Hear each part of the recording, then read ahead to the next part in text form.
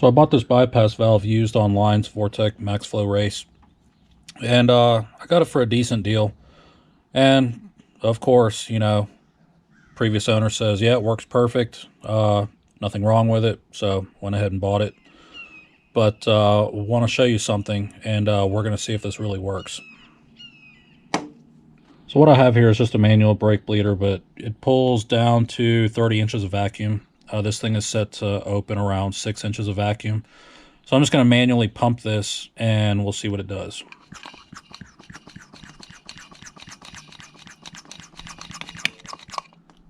And as you can tell, that needle is not even moving. Also, I can hear hissing inside here, so all the vacuum that this cylinder is pumping is pulling air through the exit and up through the diaphragm, so this thing has operationally failed. So just another example of when you buy stuff used online, guys, sometimes you win and sometimes you lose, so this is going to have to be rebuilt. Out-of-pocket cost, they'll still be less than buying a brand new one, but it's a risk, so let's just get to rebuilding this thing. So what I've done is I've just loosened the nut pretty much all the way off. It's going to come completely off with a 1/2-inch wrench, and then this is a 9/64 Allen head, and that's what's going to take all these bolts around the perimeter of the housing off. And as you're taking this apart, just hold everything together because there is a spring in here, and it'll want to come apart. So as you're removing all the bolts, just kind of compress it at the same time. So let's see what we have. Top has been removed. You have this top diaphragm, spring, and the actual valve itself. And what you'll notice, the rubber diaphragm is folded over on the valve body. And in here, it's kind of hard to see, but it is totally dry rotted. It's perforated, so that's where it was leaking from. So I'm just going to take this apart, and we're going to put the new diaphragm on and rebuild this. And we'll probably clean this up to make it look a little prettier as well. And to remove the diaphragm, you'll want to take a 3/8 deep well and take this nylon lock nut, lined lock nut anyway, off. And what it's going to do is the top plate's going to remove from the bottom plate, and you'll probably have to hold the valve from the bottom. And these two pieces are going to separate and allow the rubber diaphragm to come off.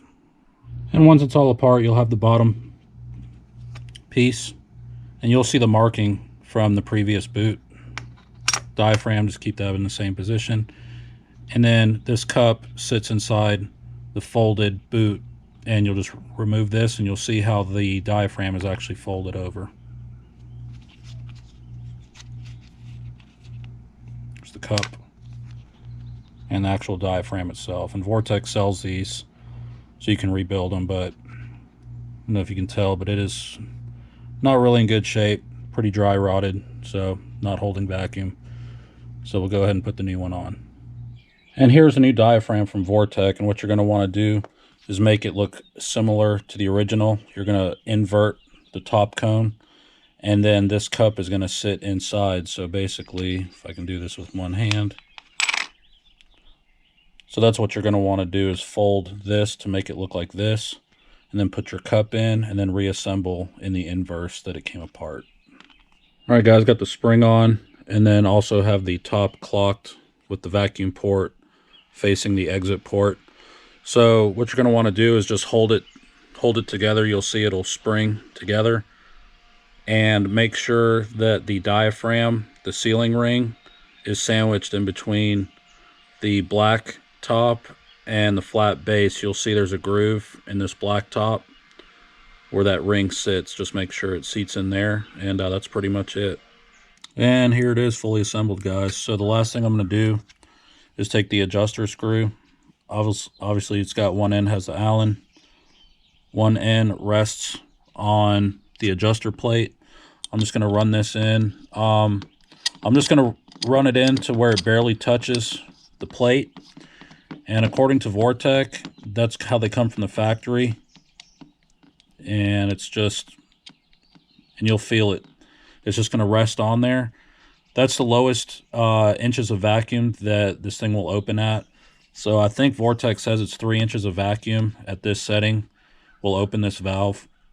And the way these valves work, in case you kind of did know, but in normal operation at idle, you have a lot of vacuum, so this thing stays open. All right. So you're having a lot of recirculated air coming from the supercharger, going through your piping and recirculating through the valve until you stomp on the gas and the vacuum in the manifold actually comes up to 0 or 3. Now this valve closes, so now there's no more recirculation in your intake piping, and all air from the outlet of the supercharger now goes through the pipe, through its discharge pipe, and into the intake manifold under boost, because this recirculation / bypass valve remains in the closed position. As soon as you let off, obviously the manifold vacuum starts to go from boost where it was to 0, and once it hits 3 inches of vacuum, this thing starts to open, which releases obviously whatever leftover boost was in your discharge pipe and recirculates it back to the supercharger and discharge intake pipe. So that way it's kind of a consistent loop. And this is used for mass air systems, which is what I prefer. I know a lot of guys use like Holley terminators and some other systems out there that are speed density based. I, for one, prefer mass air systems. To me, they're just a little more accurate. But anyway, so that's how this works.